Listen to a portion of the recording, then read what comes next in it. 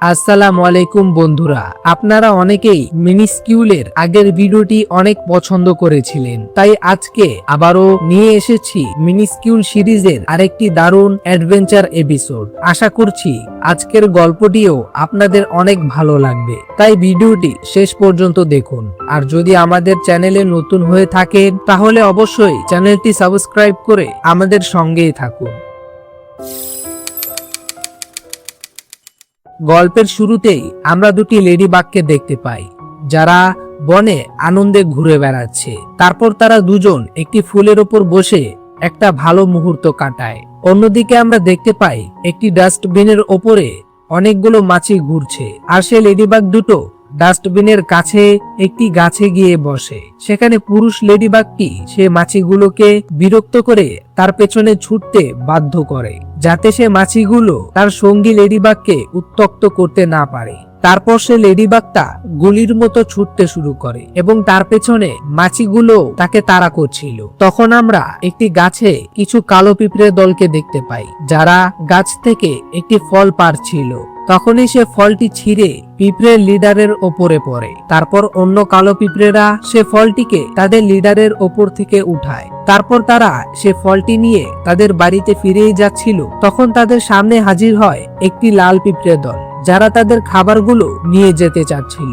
অন্যদিকে সেই লেডিবাগটির পেছনে এখনো মাছিগুলো ছুটে বেড়াচ্ছিল, কিন্তু লেডিবাগটি ছিল অত্যন্ত চালাক। সে ওই মাছিগুলোকে একটি মাকড়সার জালের সঙ্গে ফাঁসিয়ে দেয়। সবগুলো মাছি ফেসে গেলেও একটি মাছি বেঁচে যায়, যে লেডিবাগটির পিছু করতে থাকে। তখনই হঠাৎ জঙ্গলে একটি গাড়িতে করে একটা লোক আসে। ততক্ষণে সে লেডিবাগ আর মাছি পিঁপড়ের দল সবাই একই জায়গায় চলে আসে এবং তারা সে গাড়িটাকে দেখে পালানোর চেষ্টা করে। তখন এই মানুষটি ওইখানে একটি পোকামাকড় ধরার মেশিন ফিট করে দেয়। সে যখনই ওই মেশিনটি চালু করে, তখন সে মেশিনটি থেকে এক ধরনের আওয়াজ বের হয় এবং সে আওয়াজে ওই লেডিবাগ সহ সকল পোকামাকড় বশ হয়ে সে মেশিনের কক্ষে ঢুকতে শুরু করে।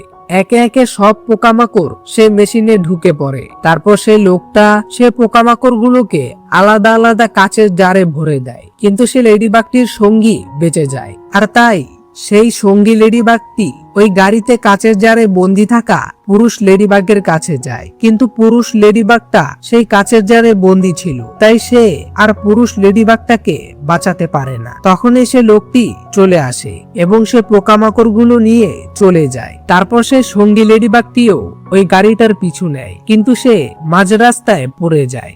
অন্যদিকে সেই লোকটি তার বাড়িতে পৌঁছে যায় এবং বাড়িতে গিয়ে সে পোকামাকড় গুলোকে আলাদা আলাদা বক্সে ভরে দেয়। আসলে এই লোকটা পোকামাকড় দিয়ে বিভিন্ন রিসার্চ করত। সেখানে ওই লোকটা একটা শামুককে ফেলে দেয়, কারণ এটা তার প্রয়োজন ছিল না। তারপর আমরা দেখতে পাই সে শামুকটি জঙ্গলে ফিরে যাচ্ছিল।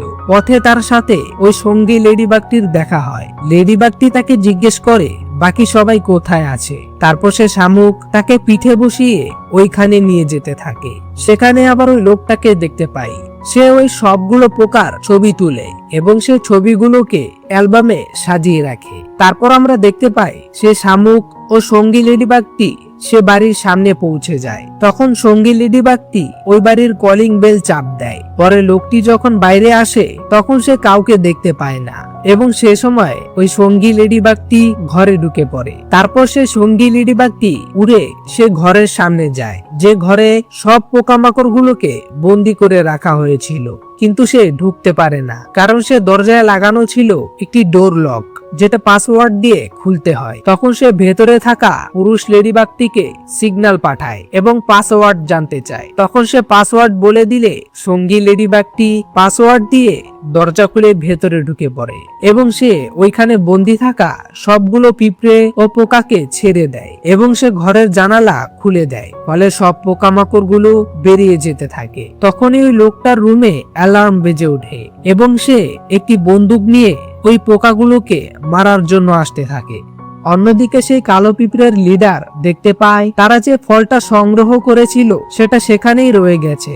তারপর সে গিয়ে ওই ফলটি নিয়ে নেয় এবং যখনই সে চলে আসতে যাবে তখনই তার সামনে একটি লাল পিঁপড়ে হাজির হয়। অন্যদিকে একটি মাকড়সা তখনও বন্দী ছিল। তারপর সে লেডিবাগ দুটো মাকড়সাটিকে মুক্ত করে দেয়, কিন্তু তখনই সেই লোকটি ওই রুমে চলে আসে এবং তারা তিনজন এক জায়গায় লুকিয়ে পড়ে। আর সেই লোকটি তার ভয়ঙ্কর বন্দুক দিয়ে পোকাগুলোকে খুঁজতে থাকে।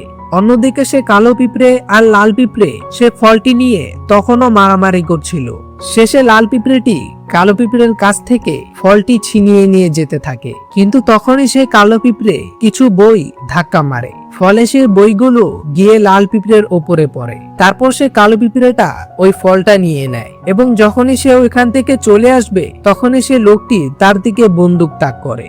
তখন সে লাল পিঁপড়েটি বইয়ের নিচ থেকে বের হয়ে এগুলো দেখে সেও লুকিয়ে পড়ে। তখন সে মাকড়সাটি কালো পিঁপড়েকে বাঁচানোর জন্য ওই লোকটির ঘাড়ে একটি দানা ছুঁড়ে মারে। তখন সেই লোকটি পেছনে ফিরে গুলি চালায়। সে সময় ওইখানে বন্দি থাকা একটি বড় লাল পিঁপড়ে মুক্তি পেয়ে যায়। তারপর সে পুরুষ লেডিবাগটি ওই লোকটির সামনে গিয়ে তার মনোযোগ নষ্ট করতে থাকে এবং লোকটি ওই লেডিবাগটির ওপরে এলোপাথারি গুলি চালাতে থাকে। আর সেই সুযোগে ওই লেডিবাগ দুটি মাকড়সা আর পিঁপড়েটাকে নিয়ে ওইখান থেকে পালিয়ে যায়, কিন্তু যাওয়ার আগে পুরুষ লেডিবাগটি ওই লোকটির বন্দুকের সিস্টেম নষ্ট করে দেয়। ফলে ওই বন্দুকের আওয়াজে ওই লোকটি নিজেই হেপ্নোটাইজড হয়ে যায়। তারপর আমরা দেখতে পাই সে লেডিবাগ দুটি মাকড়সা আর পিঁপড়েটাকে নিয়ে যাচ্ছে, আর তাদের পেছনেই সে বড় লাল পিঁপড়েটি একটি ছোট লাল পিঁপড়েকে পছন্দ করে ফেলে, তাই সে তার পেছনে পেছনে ঘুরছে। আর এভাবেই এই চমৎকার মুভিটি শেষ হয়ে যায়। এই ভিডিওটা যদি আপনাদের কাছে ভালো লেগে থাকে তাহলে অবশ্যই আমাদের এই ছোট্ট চ্যানেলটিকে সাবস্ক্রাইব করে দেবেন। দেখা হচ্ছে পরবর্তী ভিডিওতে।